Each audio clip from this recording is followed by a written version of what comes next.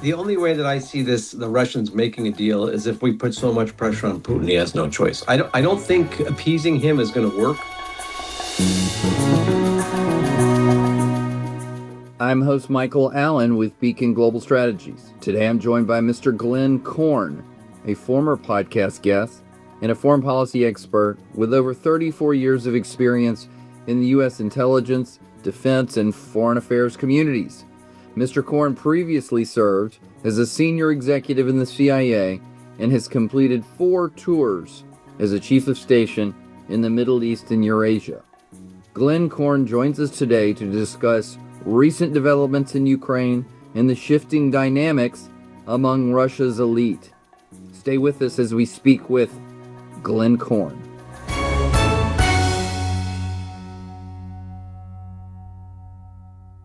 Glenn, thank you so much for rejoining for a second time at least, NatSec Matters. Great to see you, Michael. How are you? I'm doing fine. Glenn, of course, is a foreign policy expert with many, many years working for the federal government, including in the intelligence, defense, and foreign affairs communities. He's been chiefs of station around the world. At different points, he's served in hotspots like Russia. So you're a terrific person for us to talk to today about recent developments in Ukraine and the shifting dynamics among the Russian elite. And let me just mention at the outset, Glenn, I think you visit Ukraine frequently. So, why don't we start there? When you're there, what are you observing about the evolving nature of warfare? But the conventional wisdom these days seems to be that the Ukrainians are winning. And they're definitely not losing, but they may be winning. Right. Well, yeah, it's great to see you or hear you. I guess we're going to be seen on the podcast, but that's fine. I see you on this call. Yeah, I travel frequently to Ukraine. It's a pleasure to do that. It's an honor to meet with the Ukrainians, see the Ukrainians, travel all around the country. And yeah, they're not losing. And remember, back in December of last year, some people were suggesting they needed to cut a deal immediately because the front was going to collapse. That has not happened. In fact, according to some information I saw this morning from one of my good contacts, they actually have taken back more territory from the Russians in one of the eastern sectors. Uh, Somebody said this yesterday on another podcast, a Russian podcaster, actually out of Tel Aviv, Russian language podcast. He said the Ukrainians, like, they're definitely there's no major. The front's not going to collapse either way. What the Ukrainians have been doing is they have been increasing their deep strikes against Russian infrastructure, especially oil and gas infrastructure, which has had a serious impact on the Russian economy, in conjunction with sanctions and other pressure being put on Moscow from the West. And of course, the Russians' inability to organize effectively their economy, which has been an historic problem, and exploit the natural resources that they have. But the Ukrainians have been doing deep strikes. They've been very effective at mid strikes. They really invested over the last couple of years in developing their capability to what they do call mid strikes with their FPV drones and some of their own ordnance. And they're really causing the Russian lines of communications problems in areas in the south and the east. They've been targeting the lines of communication to Crimea, and they're putting intense pressure on the population in Crimea, to the point where they're having to ration fuel in Crimea now. There's blackouts. There's areas that have no electricity for, rolling blackouts. And of course, they're continuing to hit military targets, and they've been very effective at hitting logistics hubs. They've been very effective at hitting targets like S-400s, S-300s. Right. So now those are anti-aircraft weaponry, and then of course the ground lines of communication isn't just literally communications, right? It's where all the logistical activity occurs for any supplies headed towards the front. Yes. So what they're going after is fuel trucks, food, ammunition. And I think one of the goals is to make it impossible for the Russians to continue to sustain any offensive along the front lines. Yeah. right? So if you don't have ammunition, you don't have fuel, it's hard to do things. Yeah. Uh, I think there are a lot of people talking about how warfare has changed, and there are a lot of people smarter than I am on the issue. But generally, the drone warfare has changed things significantly. When you go to Ukraine and you go down near the front and you talk to the commanders, you see what the battle space looks like. The front is 30 kilometers deep or more in some places. There's no line like you have this, you imagine the First World War where trenches of Germans and trenches of, the British and the French and the Americans. They're dugouts, and in some cases, 3-story deep holes that the troops are digging for themselves, teams of 3 to 4 soldiers, where they live for weeks on end underground. And from those dugouts, and some of them are interspersed, so you may have, one Russian dugout surrounded by 3 Ukrainian dugouts. So Wow. it's not a linear front, right? Right. Vehicles can't move in that what they call like the dead zone, because the number of FPV drones in the air at any time, and the ubiquitous surveillance, and then of course the ability to drop ordnance on targets is intense. So troops have to move ones and twos. Uh, the Ukrainians have really revolutionized the use of UGVs, ground vehicles, unmanned ground vehicles for logistics deliveries, for as ambulances, for medevac.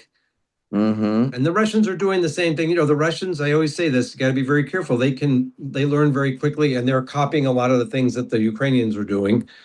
But I say Yeah. the Ukrainians still have the advantage here. And you don't see, it's like one of the numbers we heard from the Ukrainians back in April is there's not more than 50,000 troops on the front, Yeah. because there's no point in having that many troops along the front. It's Not, more not, not of their own or Russian troops, Ukrainian troops. Ukrainian troops. Okay. Ukrainian troops. One, the Ukrainians have a shortage of troops. We know that. Two, Yeah. they've replaced the shortage with technology. And the other thing that they're doing is they're integrating AI into all their battle systems, their integrated systems, which have been very effective, both in the counter drone space. So I saw a statistic yesterday where they shot down, I think, 93% of all the drones that Russia launched at them in the last 2 days. Yeah. And that battle management system that they created kind of on their own. And it's very, very impressive. And then Yeah. again, like targeting along the front, they're using all kinds of AI tools, integration systems to identify targets and then select what is the best tool that we have. Is it artillery? Is it maybe an airstrike? Is it an FPV drone? What type of FPV drone? How much ordnance do we need on it to be effective to hit the target? And it is in many ways a war of drones, Yeah. right? Wow. Talk a little bit more about the mid-strike capability. I mean, not only has this been devastating, I think, for Russian oil revenues, because as I understand it, they're mounting a consistent campaign against Russian refineries. But as you mentioned, it seems like any number of logistical elements are being hurt as well. So can the Russians adapt, or are they just sort of just getting hit all over the place and can't seem to get their act together? Well, they can adapt, unfortunately, and the Ukrainians know that well. It's almost like a spy versus spy scenario where one side comes up with a solution and the other one has a counter solution. The Ukrainians, a couple of months ago, the Ukrainians went to Starlink, and they identified a number of unregistered Starlink terminals along the front that were being used by the Russians to do command and control for the Russian drones. And they got Starlink to pull those licenses, and it was very effective. It threw the Russians off. It had caused a Mm, lot of problems for the Russians yeah, because they were unable to do the targeting and the integrated battle space management the way the Ukrainians were. But I think what we've seen is the Russians are coming up with solutions to defeat that, and they're coming up either with their own solutions. I heard one story, hasn't been verified, that the Russians are now hacking into Starlink to use it. We do know that there have been discussions, by the way, between the Chinese and the Russians about targeting Starlink in the future. Mhm. in a war with the U.S. or with NATO. Um, so the mid strikes have been again very effective at targeting, supplies like fuel, weapons movements, depots, ammunition. Um, the deep strikes are the ones that they're using to go after the oil refineries, the terminals, the ports. Of course, the Ukrainians have been going after the shadow fleet. They've gone after a Yeah. number of targets. The most recent one was an Iranian shipment. In this case, they claimed that an Iranian ship was carrying weapons to Russia, and the Ukrainians hit it. And they claimed it was a legitimate target because it was delivering weapons to kill Ukrainians. And I personally Yeah. agree with them. Um, so now the Russians, what they're doing in response, and we have to be very clear-eyed about this. The Russians are doing the same thing against the Ukrainians, and they're going after gas stations all along the highways now in Ukraine, especially along the eastern front in the south. We used to joke, and it's really not a joke, that Ukrainian gas stations were the cleanest gas stations we've ever seen, and the food is incredible, even as you go down closer to the front. But unfortunately, now the Russians are going after those gas stations. They're hitting them. Someone told me yesterday that they were there down in the east, and like every gas station was hit. Mm. The Russians, of What's course, the point of that? Just well, to one to deny the depress morale? Yeah. well, I think a couple of things. One, it's an eye for an eye with the Russians. You hit our fuel, we hit your fuel. Two, Yeah. create logistical problems as you're trying to move stuff to the front.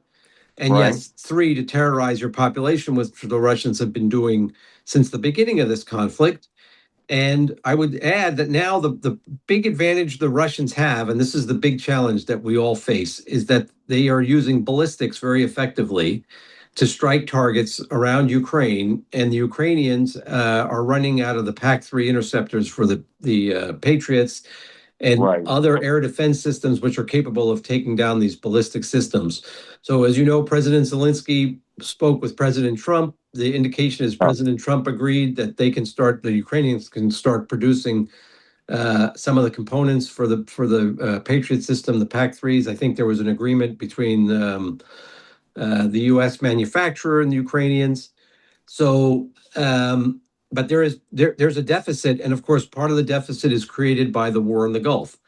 So right. we've needed a lot of the ammunition for those systems to defend our own troops in the Gulf and our allies in the Gulf. And the Ukrainians understand that. I should stress Yeah. that to the audience. They get it.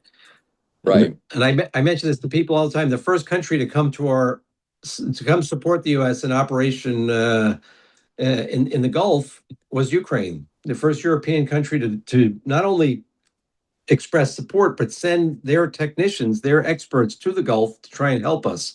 And our Gulf allies was Ukraine, a country that's at war. So Yeah. Americans should never forget that, my opinion. Never forget that. So all these developments then, how do what is the Ukrainian theory of victory, and are they making progress, or are these just great developments but won't necessarily turn the course of the war?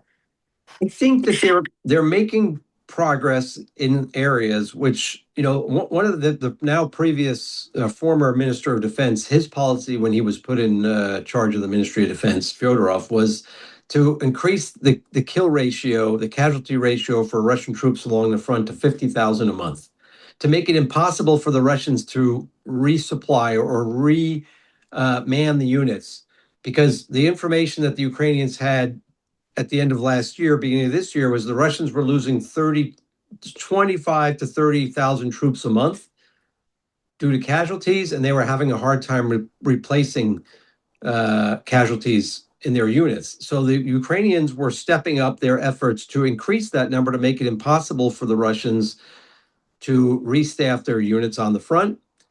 I think one of the things they've been trying to do is force Putin to have to do a mass mobilization in Russia under the logic that this will be very unpopular with certain elements in Russia. The indicators are that most of the Russian elite have no interest in sending their children to war. Right. And especially in Moscow and St. Petersburg, there's a lot of opposition to the idea of people being mobilized.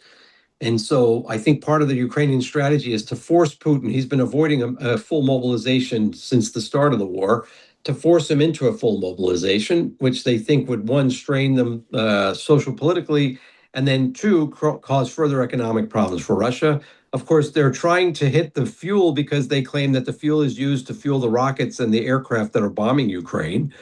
They're Right. they're hitting production sites, and recently they hit this logistics company like the Russian version of Amazon known as Wildberries, a couple of their Yeah. logistics hubs, because they're claiming that their Wildberries was being used for dual use components that were being shipped to the Russian armed forces and then the defense production facilities.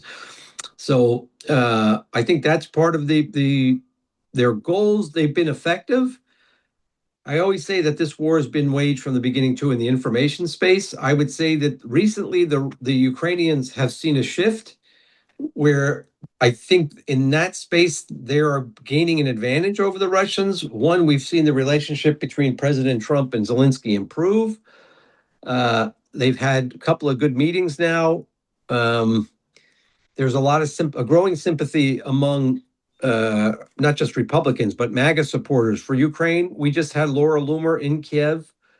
Yeah. Saw that. Admitted she was wrong about her earlier assessments and statements. Yeah. Apologized to Zelensky in an interview, and it's not just her now. Other people are beginning to say, "Yeah, we were duped by the Russians. The Russians are the ones that are the aggressors here."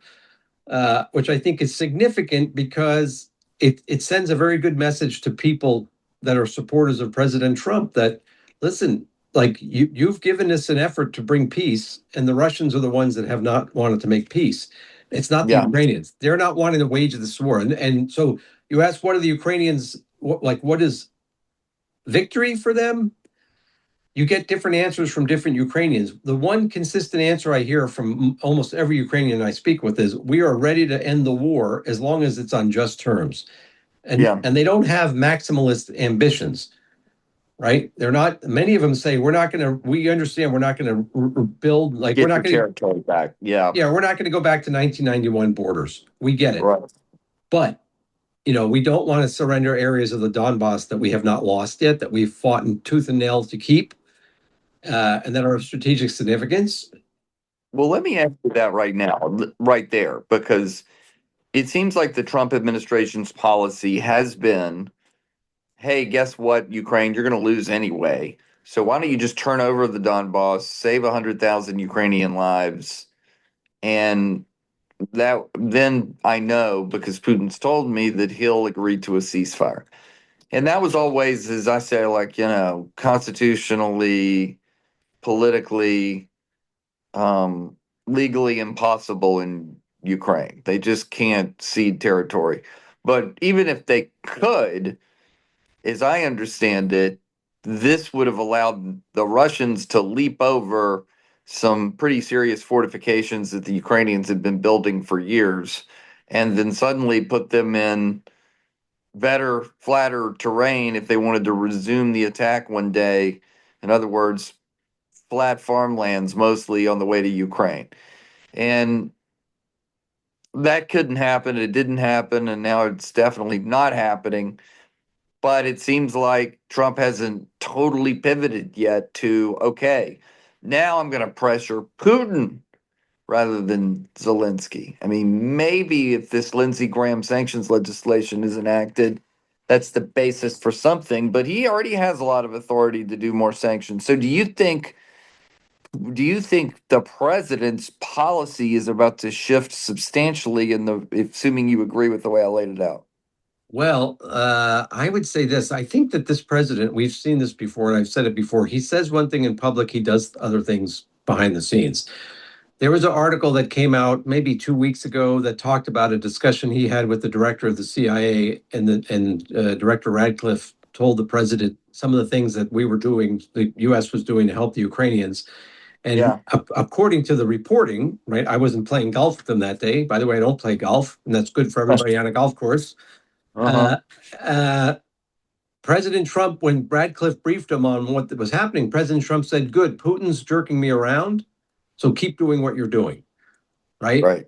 I think that the administration, there's different factions in the administration, like any administration, arguing different points of view. That's my understanding. Some people, I think, mistakenly believe that the Russians were not the aggressors here and that they were sincere in wanting to make a fair peace, which they argued was we get back, we get the Donbass because it's historically Russian territory, right? Which is false. Right. There are other people in the administration saying that is false. That's a bad argument, and we should never agree to that because that would be making a concession to Putin's aggression and would just encourage other people like Putin to do this. One and two, everybody knows if you look at the history of Russia and Putin.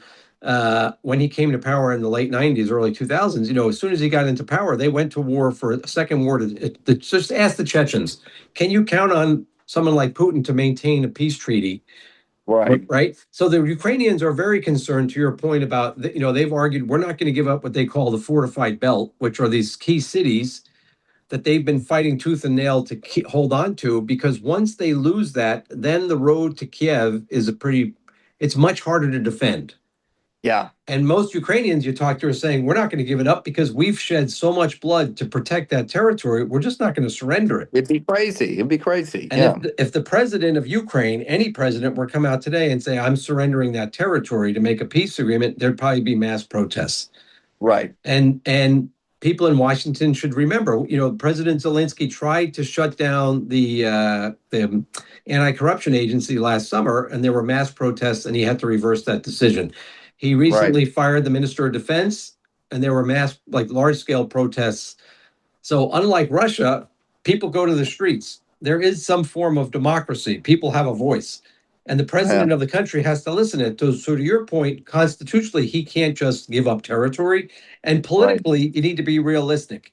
Any Ukrainian leader that says, I'm going to surrender territory that we've been fighting for and we've shed so much blood for is probably not going to survive politically. And so I think the argument is evolving now, where people are beginning to understand more and more. It's one of the things I think Laura Loomer's visit's important because she's telling people, and I think people that listen to her are people around the president that support the president. Actually, the Ukrainians didn't start this war. The Ukrainians shouldn't be made to surrender, right? And we shouldn't make a bad deal on behalf of Putin. Well, now we just need the rest of the battleship to turn here. I mean, we need, I think, and the president does deserve some credit, I believe, for trying to sanction the sale of Russian oil, at least to the Indians. And then, of course, at least he's still supplying U.S. intelligence so that they can properly target military vehicles and tanks and everything. And at least he's still allowing NATO the ability to purchase weapons from us for Ukraine's use. So at least he's doing those things. But, I think we all want to see more on the theory that maybe Putin will agree to a ceasefire and then maybe these are the new borders for some long period of time. People like to talk about Russia and frozen conflicts. Do you see that that's likely or unlikely? The only way that I see the Russians making a deal is if we put so much pressure on Putin, he has no choice. I don't think appeasing him is going to work, Yeah. right? Is because even if you agree to one thing he says, then they'll come up with three more demands. If you Right. listen to their basically their lies about the Alaska summit and the Alaska agreement, which Lavrov keeps talking about, even Putin admitted recently there was no agreement. But Lavrov then met with Rubio in the Far East at the ASEAN conference, and he came out and said, we had an agreement in Anchorage, and you're not respecting that agreement. It's a lie. And they keep repeating Totally. that. Like, Yeah. you can't trust those guys, right? I'm sorry. So the only way you're going to get them to make an agreement is if you put so much pressure on the economy and you make it very clear we are doubling down in support for Ukraine. We're not backing off, and you're just going to have to accept it, and you're going to have to make a deal before it gets worse for you inside of Russia, which it will happen. The Russian Yeah. economy is already in very serious trouble. Okay. So that's the way, economic pressure. So let me talk about just your general. Well, let me say, Right. it's not just economic pressure. It's also the other thing we need to work on is our alliance. We need to get aligned better with our NATO allies, and they need to get aligned better with us. This administration takes a lot of hits for like not being super supportive of NATO, but many of our European allies have failed, and they need Yeah. to step up, and they need to, they need to recognize that part of the reason, like, we don't have PAC-3 interceptors is because we all failed in the past 20 years to invest in our defense industries, right? Yeah. We That's it. we we all failed to really pay attention to what was happening in Ukraine. And it's not just the United States. We all, and first I'll share my opinion on this too. We're like, Iran is an ally of Russia. The Europeans need to stand side by side with us when we go to war with Iran. They can't just pick and choose. Okay, we want you to support us on Ukraine, but we're not going to support you on Iran. And in fact, we're going to criticize you, and we're going to criticize your main ally in the Middle East and create Yeah. problems for that ally. I don't think that is something that is very healthy or fair. So, Right. yeah. Yeah, I hear. Okay. We're going to take a quick break and we'll be right back with more of our discussion with Glenn Korn. Beacon Global Strategies is the premier national security advisory firm. Beacon works side by side with leading companies to help them understand national security policy, geopolitical risk, global technology policy, and federal procurement trends. Beacon's insight gives business leaders the decision advantage. Founded in 2013, Beacon develops and supports the execution of bespoke strategies to mitigate business risk, drive growth, and navigate a complex geopolitical environment. With a bipartisan team and decades of experience, Beacon provides a global perspective to help clients tackle their toughest challenges. Well, let's draw upon your expertise and knowledge about the way things work actually in Russia. And if you could engage us in a little criminology, I think that would be useful. So, the conventional wisdom at one point was, wow, the oligarchs could really put pressure on Putin, but I don't know about that. I don't know that anybody really believes anymore that they would have a say in Putin's successor. And is that true? And then, second, is it the case that Putin has so many layers of personal security, this Praetorian Guard with all these overlaps, it's virtually impossible for him to be overthrown or assassinated? Would you say that's accurate, these two contentions? Well, I'm sure he has very large personal security contingent, and he's invested a lot in isolating himself. I mean, we've seen that. Uh, he like he's probably the most protected person in many ways in the world. He's paranoid. He's very afraid both of threats from the West, and he's very afraid of the Ukrainians now because they've shown increasing ability to strike targets deep inside of Russia, including assassinating people on the streets of Moscow. Yeah. And in Russian military bases, which is significant, right? Right. So, and he's also worried about people around him. You have to understand Russian culture and the Russian mentality. Nobody trusts anybody. So, Right. like the oligarchs, the idea that the oligarchs were going to get together and say get rid of Putin, that's probably a little naive. But it's the people in the security services who kind of brought Putin to power that I think you have to watch. Yeah. Because they're the ones that have influence. The director of the FSB has a lot of power, right? Wow. And if there is a disagreement between him and Putin, that could play out very badly for Putin. Putin tried What to. would happen there? I mean, is the new is the FSB head so beholden or afraid of Putin that he might make could he make such a move? Is that plausible? I would say this: one, they go back many, many years. They come Mm-hmm. from the same world. They had a close relationship, and they grew together, and they grew their power together. That's one. Two, Putin created the National Guard in Russia as a counterweight to the FSB and to the armed forces. It's like a Jenga. He keeps all these pieces of the Jenga, and he's been the balancer for years, Yeah, right? So right. he kind of created this system. But one wrong So move, he's safe. He's safe. well, I would say he's safe because one wrong move, the whole thing can come crashing down.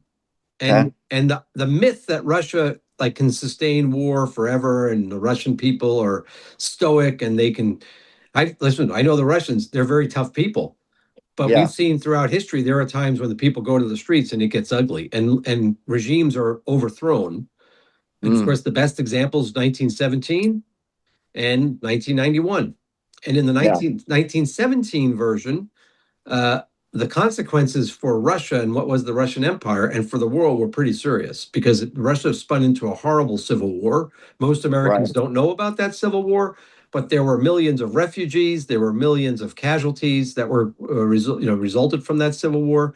And of course, the Tsar and his family were brought to a basement in Yekaterinburg and executed. Yeah. So, if you had said in 1900 the czar would be removed from power. In fact, Lenin, before he came back from Geneva, was telling people there'll never be a revolution, like there'll never be a change of power in Russia for generations. We'll never see it. Maybe our grandchildren will see it. And then a couple of weeks later, they told them actually the government just collapsed and the czar abdicated, right? Mm, So Russia can change very quickly. And I've been saying this, beating this drum here in Washington. We better be ready for when that happens. This is a contingency planning. If I were in the intelligence community still, if I were in the White House, I'd put a cell together and say, okay, what is the plan? What are going to be yeah. our options? Because it's very significant. In our policy, we should be thinking about what the policy options are now instead of waiting until it's too late because we miss opportunities. And that's what I saw in the early 90s. Yeah. Fascinating. Okay. Um, well, tell me about the early 90s. What possibilities did we miss because we weren't ready? I think our relationship with Russia today is probably a result of missed opportunities in the early 90s, where we were just not ready for the collapse of the Soviet Union. We Yeah. didn't have the expertise. We didn't have to cover both Russia and all the newly independent states. Our policy was often confusing, misguided. I think we assumed, and we do this, we saw this in Iraq, we saw it in Afghanistan, and especially in Afghanistan, that we can just rebuild countries in our own image. And it's that easy. And it was a complete misunderstanding of Russian reality and the culture and the political system where there has never been a democracy.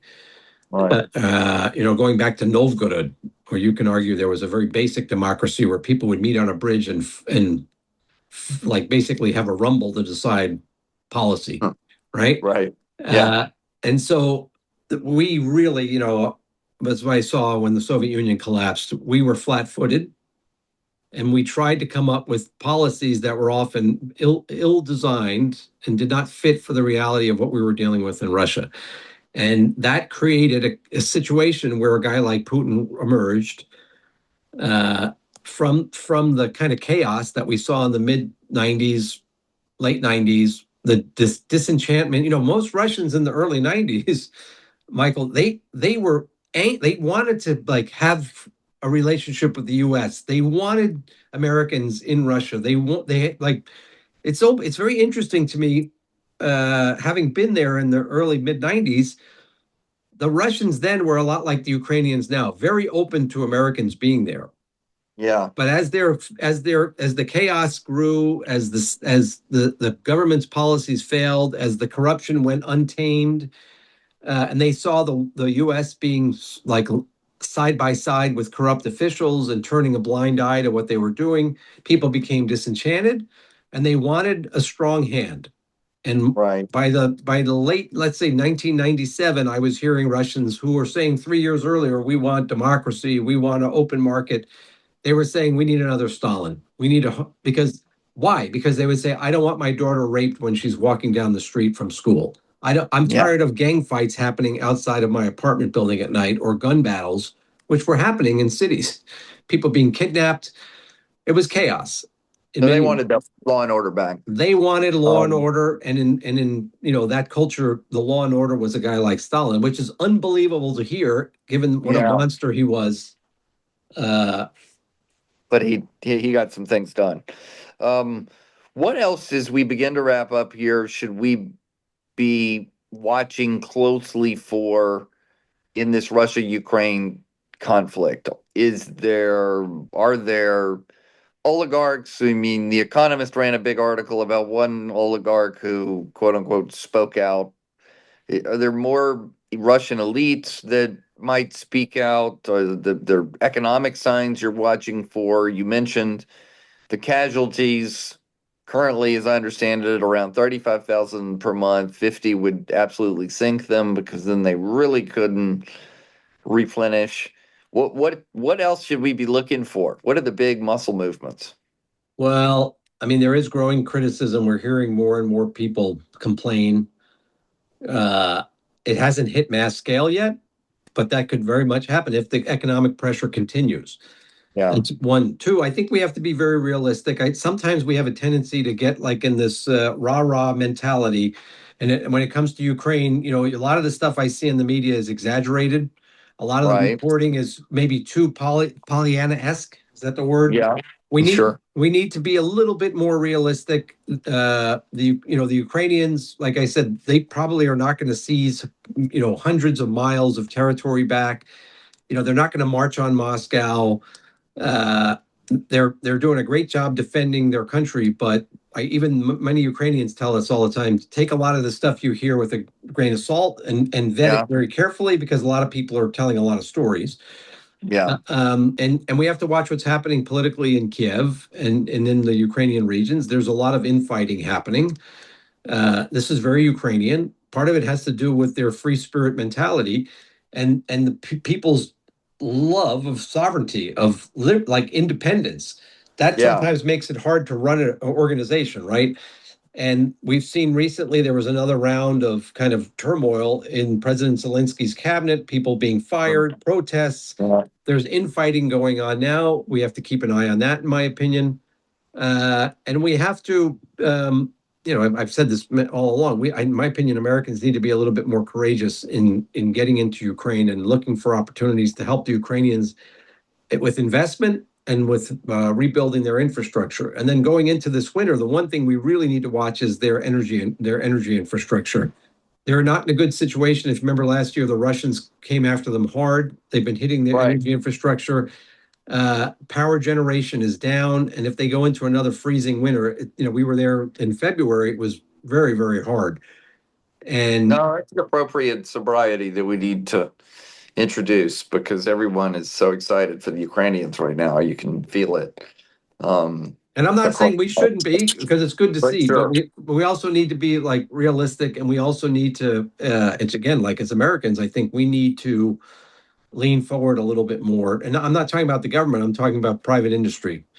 There's opportunities in Ukraine. People should be getting in there, investing, helping the Ukrainians, looking at infrastructure projects. And by the way, this administration is doing that. They're creating some of the conditions to encourage that. Yeah. With DFC and financing, the myth that the U.S. isn't supporting Ukraine, that's not what I've seen when I've been there. There are energy projects going on. There is U.S. government support. Obviously, the old mechanism of USAID is gone, but State Department is still doing stuff. DFC Right. has been very active. We need to continue that, but then the private sector also should, in my opinion, get in there, because the long-term success of Ukraine will come from an economic kind of integration with the U.S. And the Ukrainians want us side by side. We should take advantage of that now before it's too late. Because guess Yeah. what? If we don't, guess who's looming? China, they're ready. They're already there looking around. So, Well, thank you so much. This has been a perfect update for how to think of Ukraine and what we might look toward in the future to see where this is all going to go. Glenn Korn, thank you for coming back on NatSec Matters. thank you, Michael.